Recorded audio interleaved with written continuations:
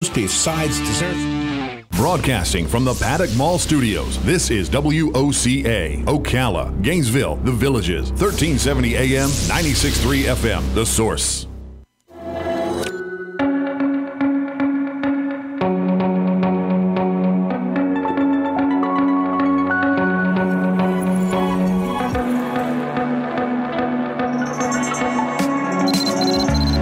All right, 22 minutes before 10 o'clock. It's a nice day out there. I see a lot of people here at the mall shopping. So it's the thing that happens this time of year. Another thing that happens is the music. I was reading an interview before Leonard Cohen died. Leonard Cohen is a songwriter, and you may or may not know his work. He wrote so many songs in his lifetime, and one of them is called Hallelujah, and you're probably familiar with that one. And some of the people who've used that song have changed the melody.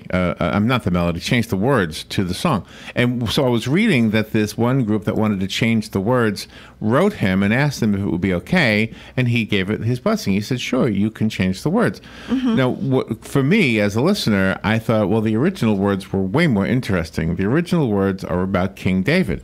Right? Yes. And they say that there's a secret chord that David played before the Lord, right? Mm-hmm. But you don't really care for music, do you? That kind of thing. And it goes on to tell some of the story. And I guess in a way, Leonard Cohen was taking liberties with the story of David, sort of doing a little music version of historical fiction on that story, right? Our next guest has done that with a book. It is called The Leper Messiah. It is a fictional look at the early life of King David. Robert M. Levinson has an amazing life story of his own. He spent some time in Israel. He was born in a gypsy clan. He won a camel hair robe. I'm not sure why that's in here. Well, because I found that fascinating. Oh, okay. From a Bedouin in an arm wrestling match. Oh my gosh, Robert Levinson, you're an amazing guy, and I'm not trying to I don't know, warm up to you that bad way or whatever. Good morning, sir. How are you? Good morning. How are you? It's a pleasure to speak to both of you, Larry and Robin. Thank you. Thank you for that intro. Hope I can follow it up. What I'm thinking today is we could do something unique. Let's go on a field trip.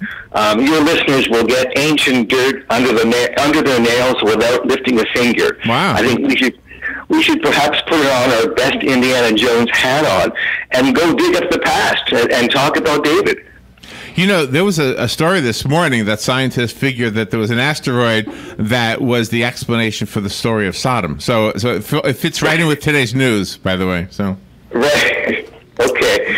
Well, the book centers around David, but the book really is about people of an ancient time. And the most interesting thing are what happens to these people, sons and mothers, daughters, and the real interesting things that I found were that the people sprung to life for me.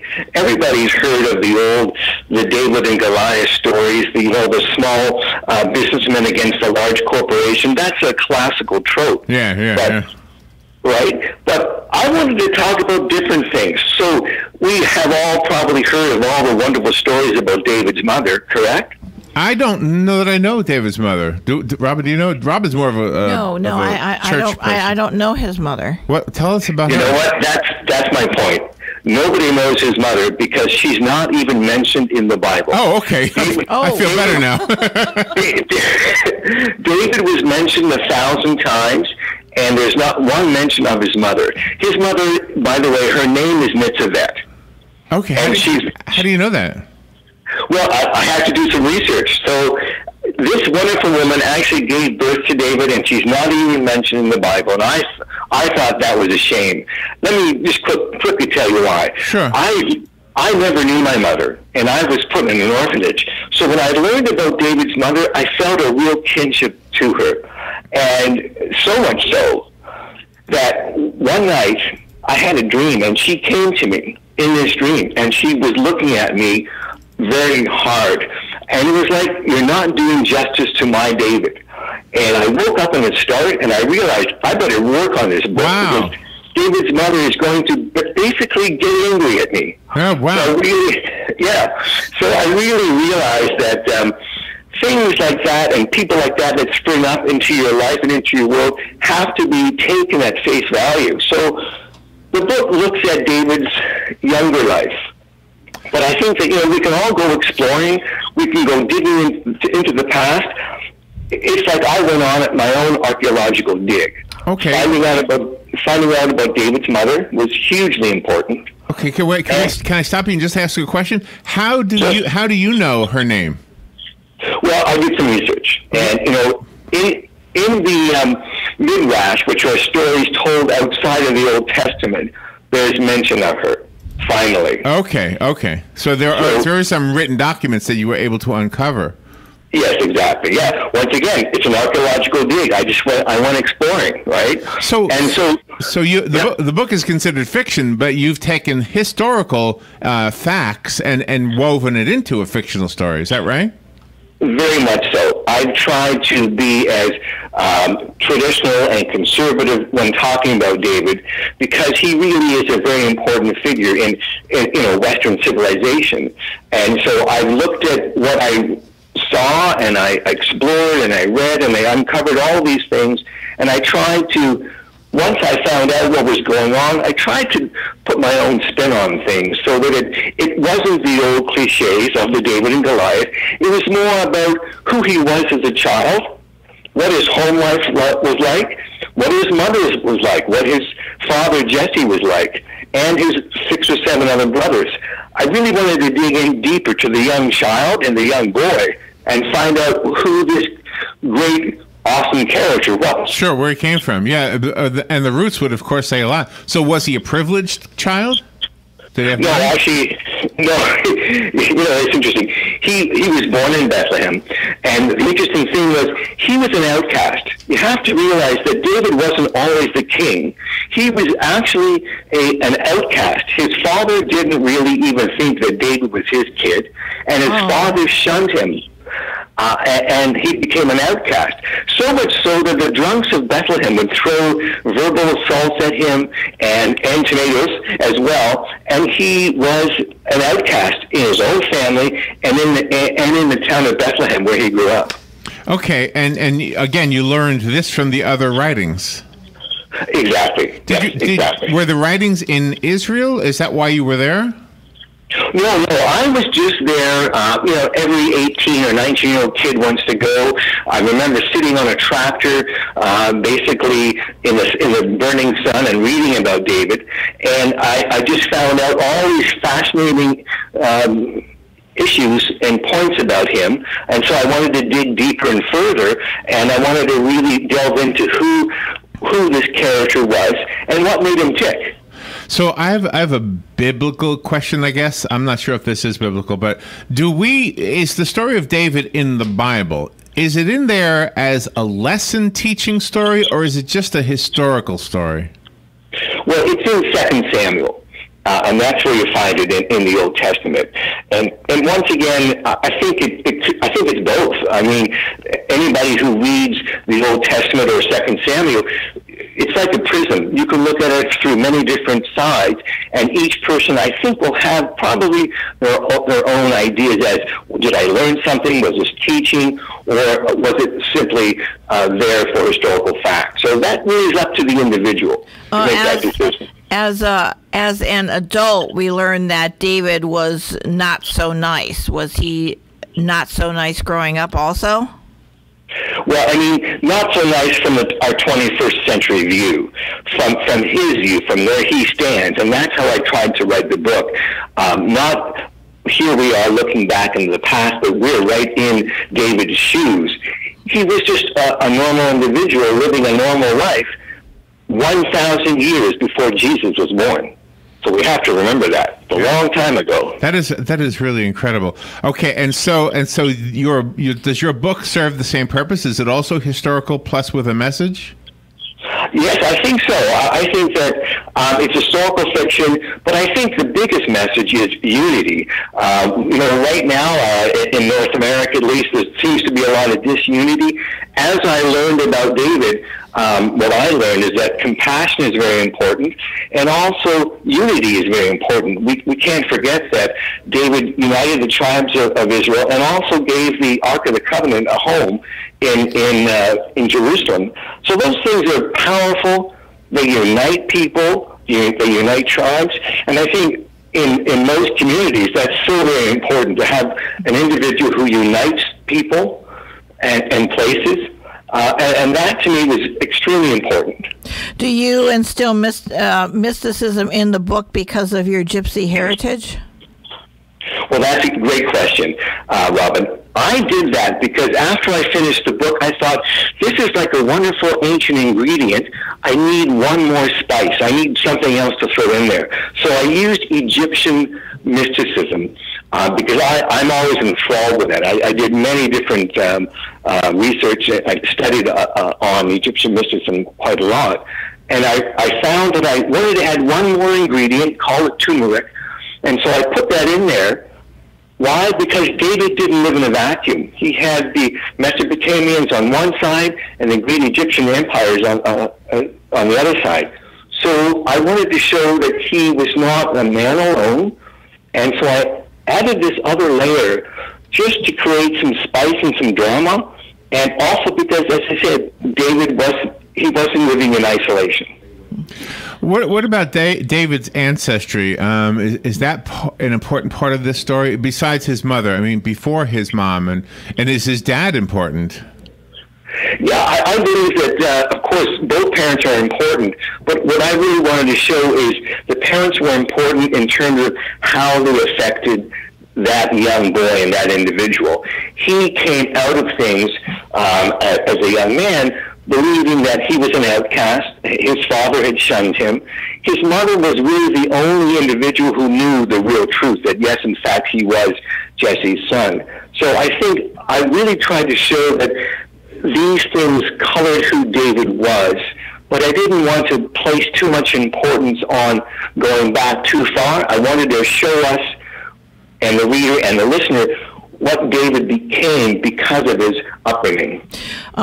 Did David achieve any solace when he heard the prophets preaching about the Messiah? That's a very good question. And, I would suggest that he probably found solace. I don't know where he found solace, maybe playing the harp. But he's a person that I believe was very passionate about things.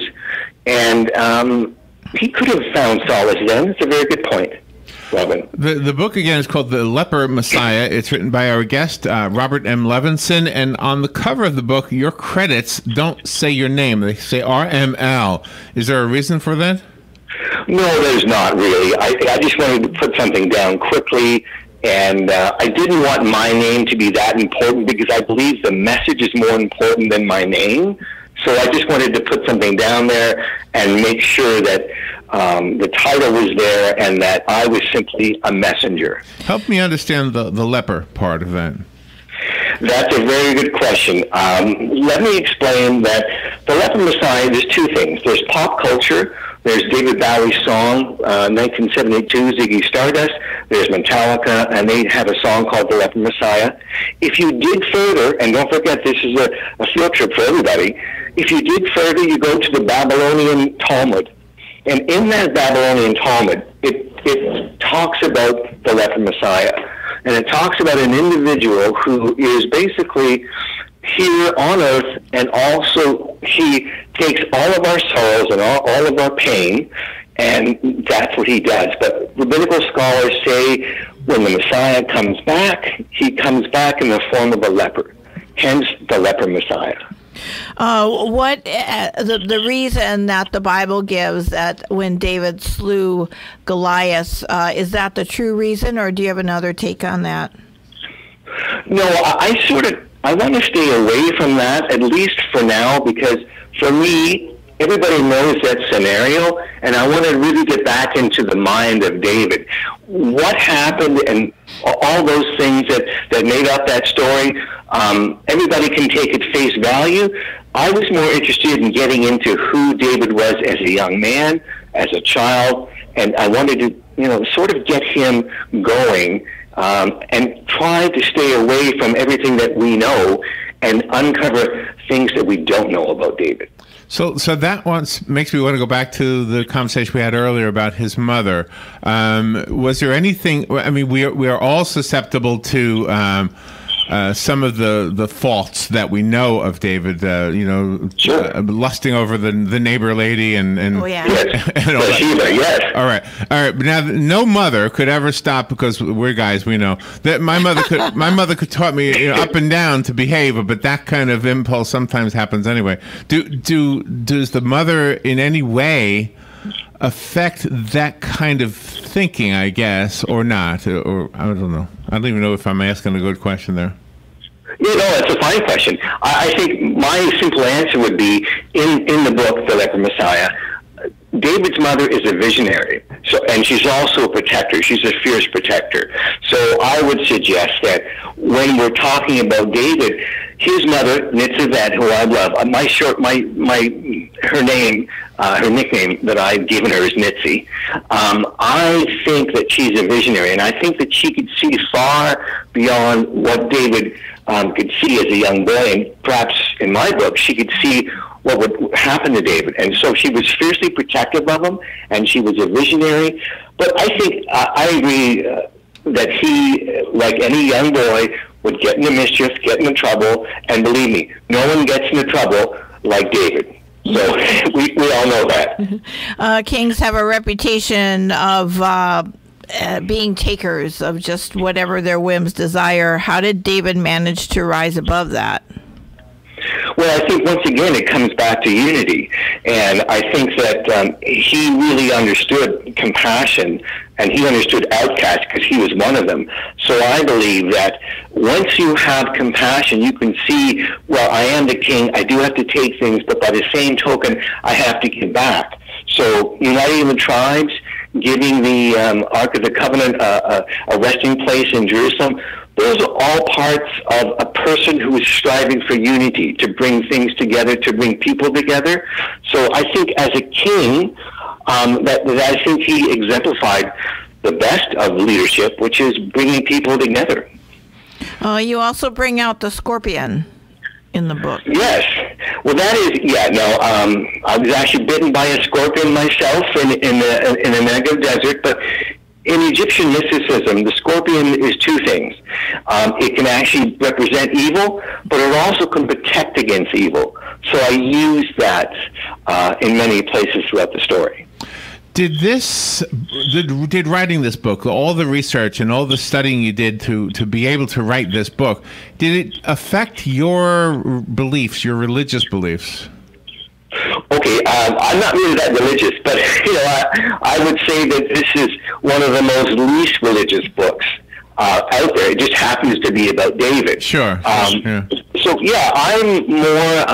I'm a storyteller, and that's what I do. And I wanted to pick David as a topic because I thought very few people have talked about him now, and I wanted to find a topic that I could work with, I could uncover unique situations and scenarios and do something different. And that's why I picked David as a topic.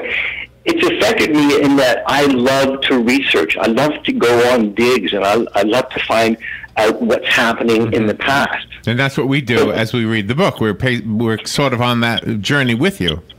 Exactly. This is an archaeological dig for myself and for all your listeners as well. It really is something that, you bring the Bible to life, but you also explore the past. Next time we have the rabbi in here, which is I think Friday, right? Yes. Coming in here, I'm going to ask him about the mother. And that's how do you pronounce her name again? Her name is Nitzevet. Nitzavette. Okay, I have to remember. Nitzavette. She's a lovely lady. I've gotten to know her intimately, and she really is a very strong mother, strong visionary. And to me, the fact that she's not mentioned in the Old Testament is shameful. So when you dreamt about it, did you feel like that was a spiritual moment for you, or was it just a dream? I mean, were you just making up a story in your head? I think it was an epiphany. I mean, she looked at me. She was glaring at me, and she, in her words, without saying anything, just her look, she was saying, "You better do better, because this is not going on. This is not happening." So I woke up with a start, and I said, "Okay, Nitzavette, I'm on it, and I will do as best as I can, and I'll crack on with passion." I wonder how she felt about Leonard Cohen's song. Oh yeah.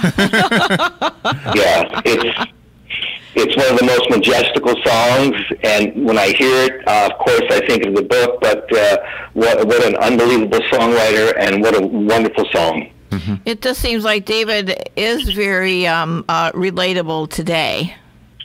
Very much so. We don't realize that he is one of the most human of all the people in the Old Testament. He comes from us out of the mist, but he's an individual. He has wild swings of passion, wild swings of depression. He makes mistakes, but who doesn't? And he really, I think, represents humans and humanity and the best of us, and also sometimes the worst in us. But that's who he is. He's really human. It's interesting how the Jesus story always says he's from the line of David. It always says that in all the stuff you read, right? Yes, it does. And we follow fathers. We don't follow mothers. He's the line. He's the mother line too, right? There's another line there. No. Yes. Yeah, thank you for coming on the air with us. I have a copy of the book, The Leper Messiah. If I have a listener who would like the one that was sent to me, call me. I'll pick one, call at random, and leave it here for you. The rest of us have to buy it. I was wondering, Robert, if you have a website that you could... Yes, by all means. You can go to rmlwriter.com. Okay. That's my URL, and of course you can buy the book on Amazon. And for any listeners who have any questions, be glad to speak to them as well. But it's been a real pleasure to allow to speak to you about my little desert tale. Thank you so much. No, it's really a thought-provoking book. That's my best way of describing it. You're getting really good reviews on Amazon, by the way. The Leper Messiah, Rob Levinson, it says on Amazon. Thank you, Robert. Thank you for being on the show with us today. Thank you so much, Robin and Larry. It's been a pleasure. You're welcome. We'll be right back.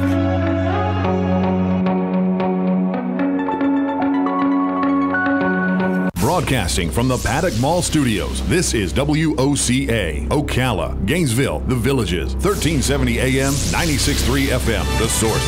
Fox News, I'm Chris Foster. It's the official start of the holiday shopping season, Black Friday. There must be something I want, and I need. So badly. Karen Kay's in Creve Coeur, Missouri. Retail sales are expected to be up this year. The National Retail Federation predicts nearly 5% higher spending leading up to Christmas. An American missionary killed on a restricted Indian island apparently knew what he was getting himself into. John Allen Chow made notes detailing his travels to North Sentinel Island, home to an isolated tribe that rejects contact with the outside world. Chow writes that he believed God was sheltering him and says on his first day on the island, a child shot an arrow at him, striking a Bible he was carrying. He writes that he doesn't want to die, but believes he should continue with his efforts. Fox's Simon Owen. Indian authorities are trying to figure out how to get the man's body back. This is Fox News. And now, the worst commercial ever. I'm Jake. And I'm Jack. We're the Plow Guys. How do we keep your driveways clean? With commercial auto and business insurance through Progressive. They help with a customized insurance plan that keeps our business on the road. And that's news worth shouting out loud simultaneously. Enthusiastic yelling at the same time. Yeah! Terrible. Whereas commercial auto and business insurance through Progressive is anything but. Visit progressivecommercial.com to quote today. Insurance provided and serviced by Progressive Casualty Insurance Company. It's affiliated and third-party insurers. Pros in the know start with Lowe's, because Lowe's has an offer for pros that puts more money toward their bottom line. For a limited time, ask for 10% off your in-store purchase when you use your Lowe's Business Credit Card. That's right. Save 10% on the supplies and tools you need to get the job done right. See the Pro Desk and select Lowe's to get your discount, or visit lowesforpros.com/pro bonus for more details. So, Pro, now that you know, Start with Lowe's. Valid through 2/1 in select stores only. Subject to credit approval. Exclusions apply. Must request 10% off at time of purchase. Cannot be combined with any other credit-related offers. U.S. only. On this episode of What Not to Do, brought to you by Mike Scott Plumbing. If water runs through it, we do it. Why is there a helicopter in the yard? Never mind that. We have bigger issues. Really? Bigger than a helicopter? Your parents are going to be here for the big dinner, and the garbage disposal is making some crazy noise, and it wasn't Christmas music. Well, maybe you should have thought about that before you tried shoving an entire sack of potatoes down the disposal. It wasn't the entire sack, just most of it. Now's not the time for more jokes, Mr. Funny Man. Well, I did try to fix it, but... Do you have to do this every holiday? No, I did skip Easter. What did we agree the rules are? No more circus animals in the house. No, not that one. Oh, if water runs through it, call Mike Scott Plumbing. Because they don't charge extra for nights, weekends, or holidays. So put down the blowtorch and pick up the phone. Yes, dear. 866-314-4443. And why is there a helicopter in the yard? Oh, that? Black Friday sale. Happy holidays from all of us here at Mike Scott Plumbing. Here is your 1-minute news brief. 2 separate crashes shut down Florida's turnpike yesterday, killing a man and a woman in 2 separate areas of the highway in Osceola County. The first crash happened on Florida's turnpike's southbound lanes at mile marker 249 near Kissimmee at around 5 a.m. The second fatal crash also happened in the southbound lanes of the turnpike near State Road 60 in southern Osceola County. Amazon has opened a new delivery center in South Florida, which company officials say will allow for faster deliveries in the